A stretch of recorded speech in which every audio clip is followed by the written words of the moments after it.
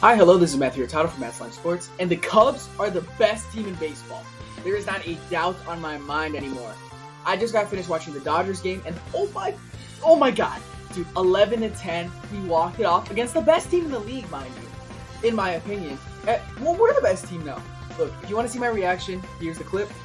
Team Tuck, oh my god!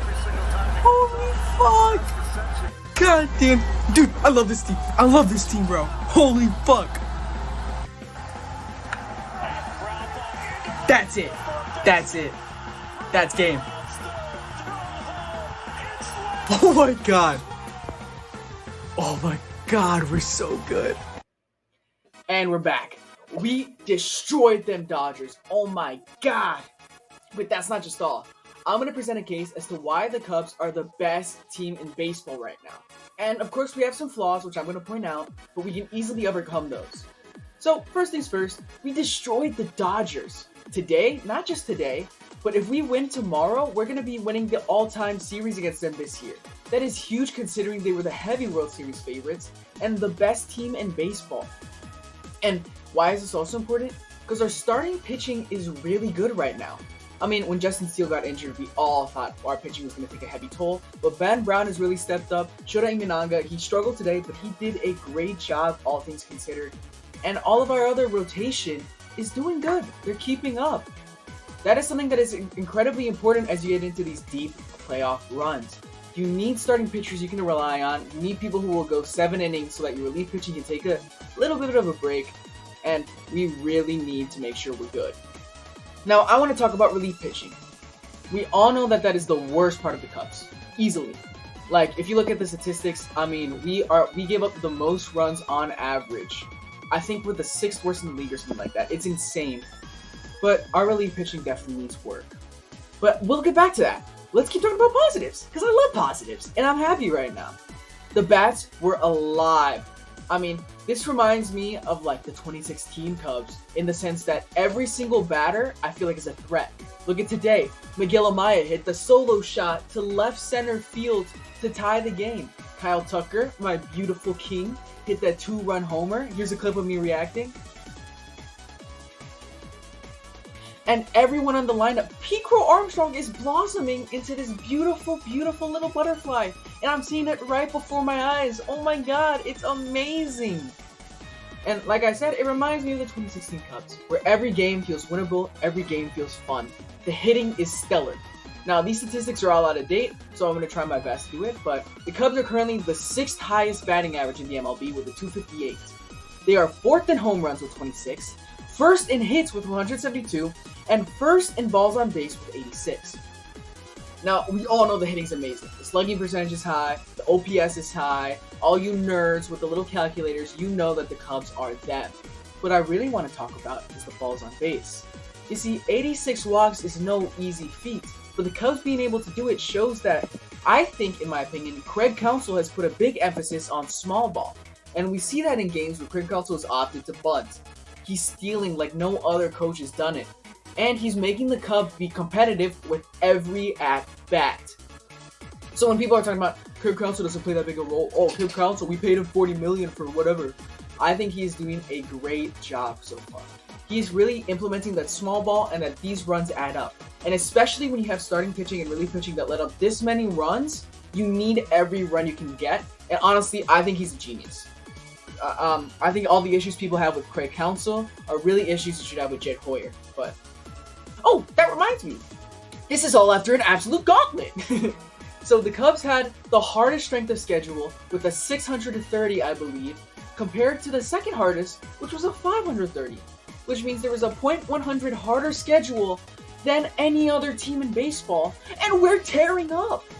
I mean, we are on top of the NL Central, and almost on top of the entire National League, playing the 8th place Diamondbacks, the 1st place Padres, twice, the 11th place Rangers, and the 4th place Dodgers, twice! That is absurd! The fact that we have a positive record, let alone one of the best records in baseball, is proof that not only is this team legit, but we have actual playoff chances, and that is stellar. Now, they're playing at a high level against really good teams, and we gotta talk about some notable standouts on the team. First, King Tuck, 300 batting average. 1.042 OPS. And he's already at a 1 win above replacement. This early into the season? Are you kidding me? That, and then you saw it today in the game. You see it all over in general. He's clutch. He hits against good pitchers. It's not like he's stat farming, or it's not like he's not trying, or like when he just farms like the really bad teams like the Rockies. No, he's doing all this against damn good teams. I also want to talk about Michael Busch, who is blossoming. He has a 310 average, 1.015 OPS, and 0.8 wins above replacement. This guy, who everyone was writing off as a bust last year, is becoming one of the best stars of the future. Michael Busch could legitimately spend a good 10 to 15 years here. That's how good he's playing.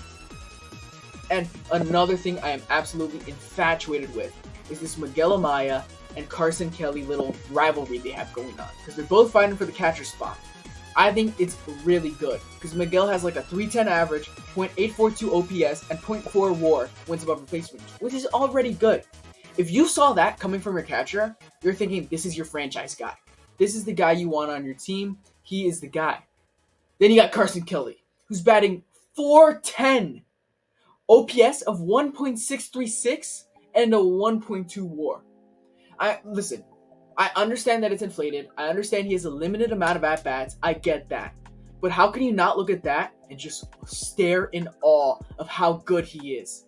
Oh my lord. Then, now the numbers are skewed because of less opportunities, but we got the Cubs who are experimenting with Matt Shaw, and I think his underperformance is just a little bit of the hiccups. A lot of people are panicking. They're saying, oh no, we don't have a third baseman. We should have signed Bregman. You know, I think there's some validity to that, but where would we get the money? I think he's going to be fine. He's down in the Iowa right now. I think he's going to get called up any day now. And I think it's just going to be a really good time. Now, but the only problem I see with Matt Shaw is that he's swinging like Baez. And he really hasn't stopped.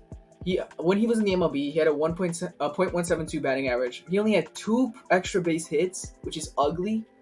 And then just watching him, it's clear he's not MLB ready. And it's a shame because, like, I think any other Cubs year, he would have gotten the playing time he needed on this team. But since we're so competitive, we really can't afford to develop him right now without, messing ourselves up. And then go into Justin Steele.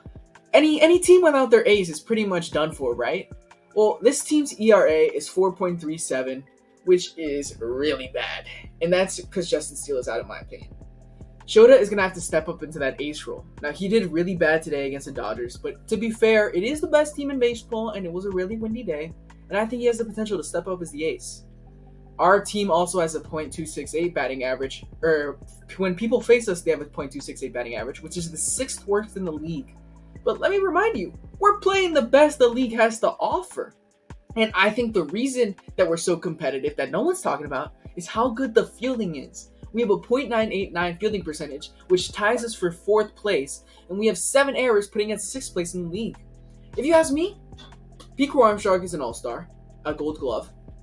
Ian Happ, Gold Glove All-Star. Kyle Tucker, Gold Glove All-Star. Michael Busch at first base is a Gold Glove All-Star, just because of how good he is snagging all of that stuff there. It's really amazing to see.